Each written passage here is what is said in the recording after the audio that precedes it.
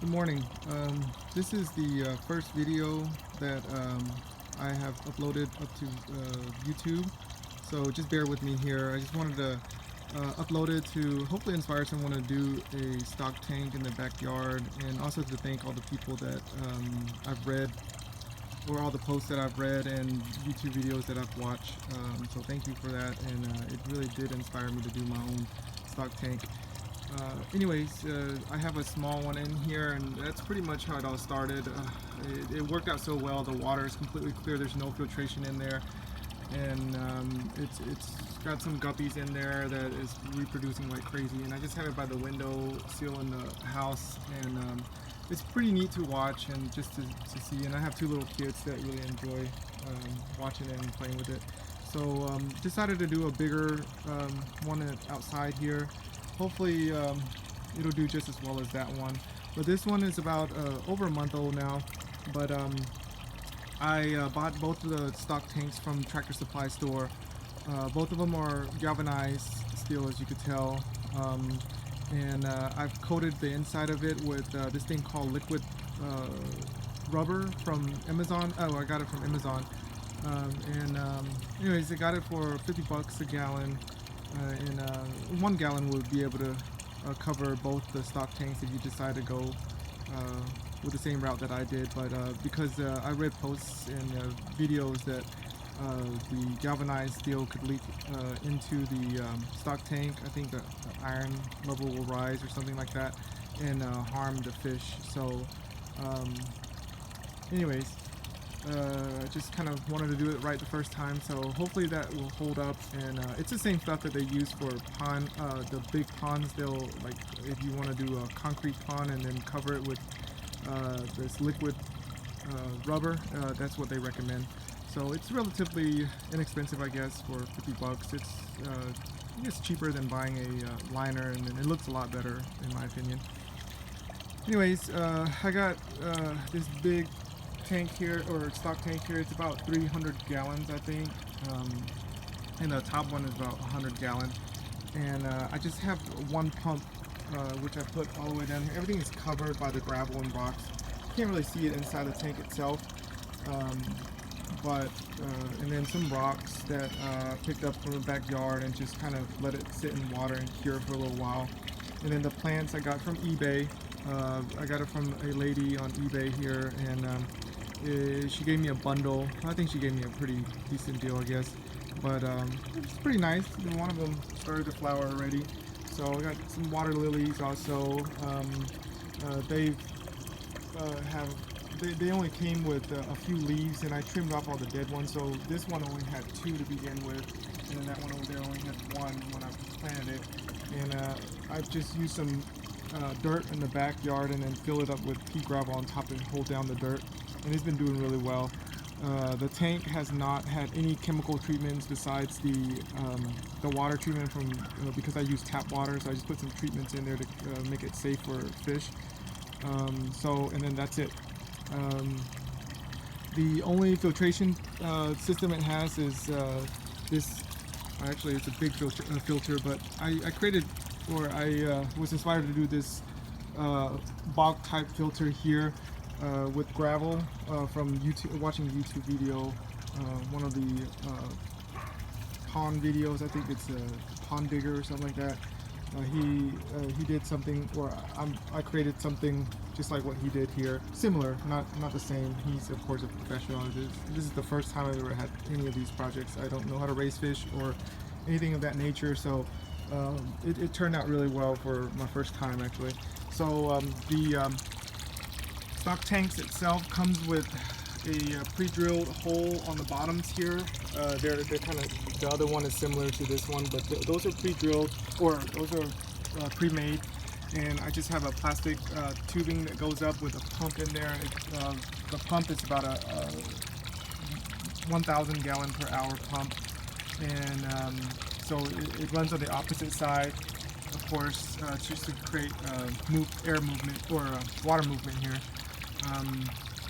Anyways, the water comes up to this bog filter thing here. It is sitting on a couple of blocks there just to keep it elevated so the water could flow with gravity down to the main tank. On the bottom of the bog filter are larger rocks, and then medium-sized rocks, and then on top of that I have pea gravel, which is just there to hold these plants in place. Again, I got some of these plants on eBay, like this one here, and these irises here. But other than that, I've collected them. The taros I got from my mom's house. This one here too, got from my mom's house.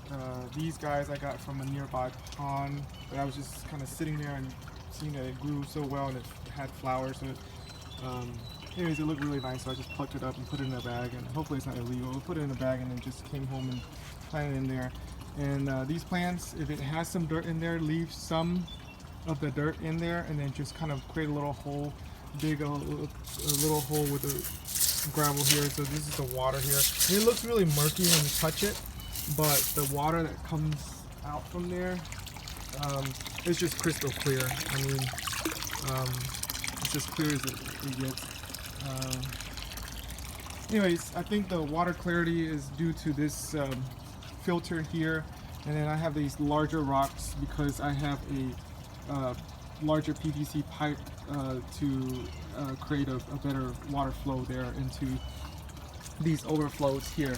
So on the bottom of the tank, I created this, or the bog tank on top here, I created a manifold that runs a grid all the way on the bottom, on the very bottom of the bog filter here, just to circulate the water better. So you know, the water, when it comes in, hopefully it's distributing throughout the tank and not just one spot.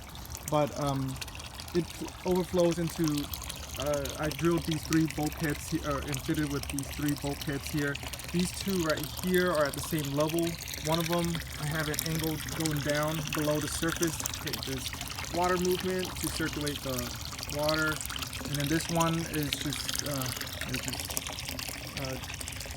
flows down like that to create the sound of water.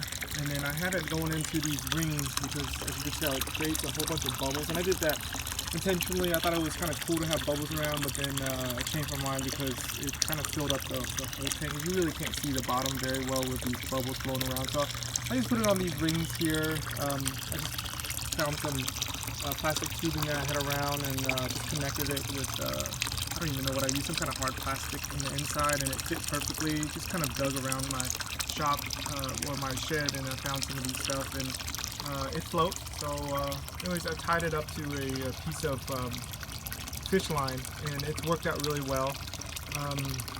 And it's keep the floating plants in place. And I don't know if you see goldfish here.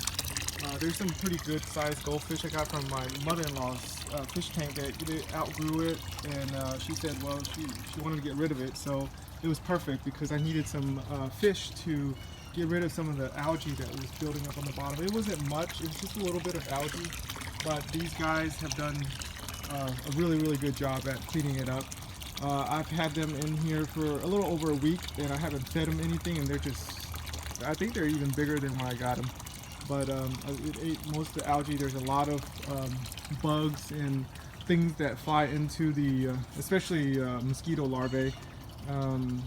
And so it's eaten all of that. It's kept the surface of the water completely clear. Before I was cycling it, and I didn't have any fish, just plants in here. There was a lot of debris on top.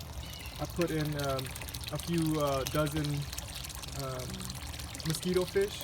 I think they're pronounced gambusha or something like that. But the mosquito fish, it's cleared up all the mosquito larvae. There are no bugs in the tank anymore. And so I think it'll work out really well like this. And the mosquito fish, they're really heat tolerant. They could survive above 100 degrees. Not that I would keep it at that level because the goldfish, you know, they're cold. They live in both cold and warmer climates, but hopefully I'll try to keep it around 80s in the summer and then above freezing in the winter, and hopefully they'll do well.